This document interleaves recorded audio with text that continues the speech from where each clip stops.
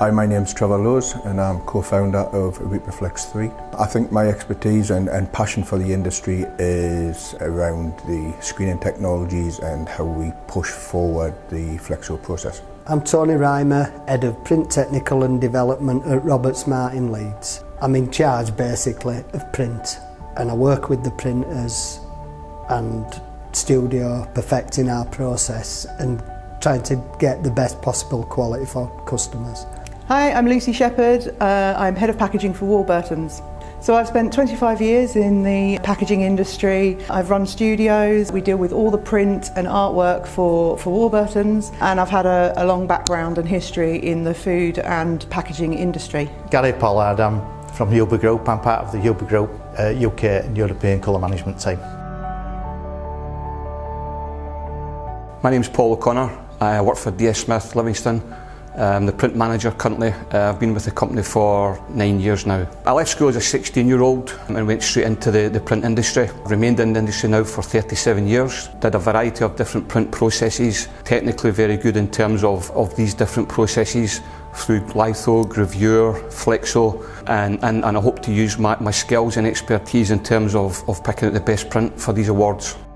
So hi, I'm Si Davis. I am European Technical Manager for Absolute Engineering. These range all the way from corrugated experience, flexible packaging experience, and that stems over my 31 years within the industry. My name's Vince Ward. I'm a number 2 on a DRO at Smurfit Kappa Markham Vale. I won Student of the Year for passing my FIA course, and then they invited me to this year to judge the competition.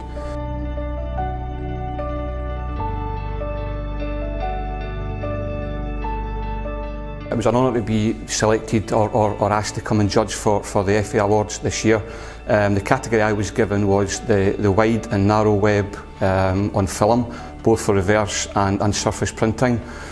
We formed a team of 4 judges and during the 2 days we've certainly challenged each other along with the high standard of prints that was on show.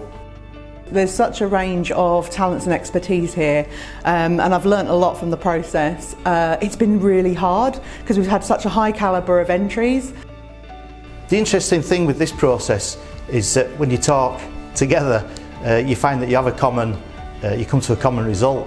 You find things, there were 4 of us on my team, for example, and then you find something, you look at something, then when you look at it with your team, you find little errors, perhaps faults that you haven't noticed before, so working as a team did help.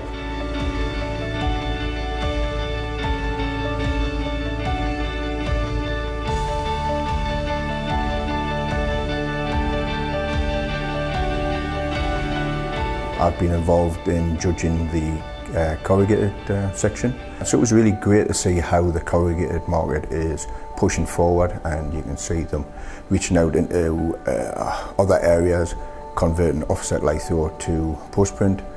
Some of the quality and the higher screen levels that the guys are getting now is great to see. Robert Smart has been entering since 2016 and we've done very well with awards, and we're a big supporter of the award process because it does give you kudos with customers and industry.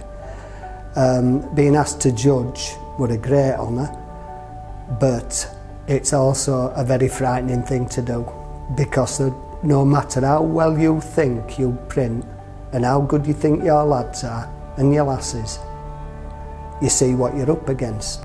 The standard of entries is so high, it's so hard to disqualify things, but you've got to be brutal. Certainly the 4 or 5 of us that was involved in our category, there was a mixture of ink background, repro background, some marketing people, and we certainly brought a lot of expertise into that category, which was good. There's a lot of really technical print guys in the judging panels, and I think, well, I like to think I bring a bit of humour to it, and I'm very, very harsh as well, and clear cut. If we're struggling to make a decision, I tend to be the mediator in the middle that pushes everyone to make that decision. I think the judging has been extremely difficult, looking at all the samples and the difference between a gold, a silver or a bronze, or even the guys who haven't won the award, has been extremely tight. The Flexo one in particular, the reverse print, was extremely high quality. We ended up trying to find faults with the print, and they were the minuscule faults that we're finding to find that winner really. As I said, the quality are incredibly high. We had 20 entries in one category and it just come down to the slightest little tiny mistake where they had to go, because it's not because there was something wrong with that one, well, apart from that minuscule bit, but the quality of all the other entries. You just had to get to nitpicking. Looking at the standard of the entries that we judged, it is improving year on year. Certainly within the corrugated industry, thanks to the advancements in plates, print technology, machine technology, it's becoming much, much harder to judge these, and the level of corrugated print now is really, really pushing the bounds. The registration tolerances were very, very tight, very hard to judge. Some were actually put out, if you like, for being like a dot out of register. That's how close it was. When you make your decision, you think, no, we've been as objective as we can be, and that's all you can be, because it might look nice, but technically it might not be as good as the next one. So that's how we've tried to do it. There was just that many that were brilliant. You were looking for, one dot at a place just to be able to rule it out. So, because you had to get the numbers down, obviously, to get your 3 winners.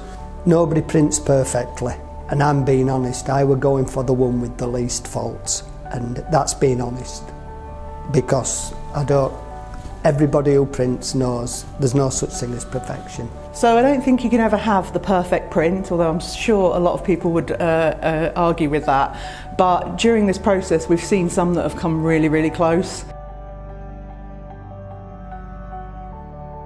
My biggest tip to make sure that you end up in the top 3 would be to get the piece right and then look again and get it right again.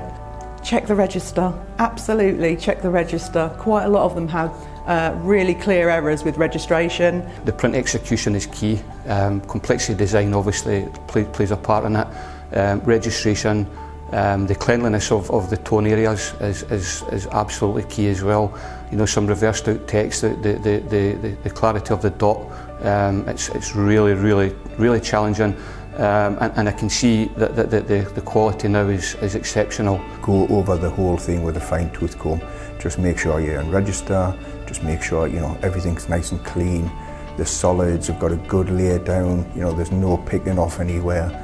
I think the future of the industry is really strong. I think from where we've come in the last sort of 10 years, the technologies have really pushed on. The quality is amazing and still gets better and better, and you wonder how it can. It's very clear to me from what we've seen is that flexography is absolutely come on leaps and bounds over the years that I've worked in the industry.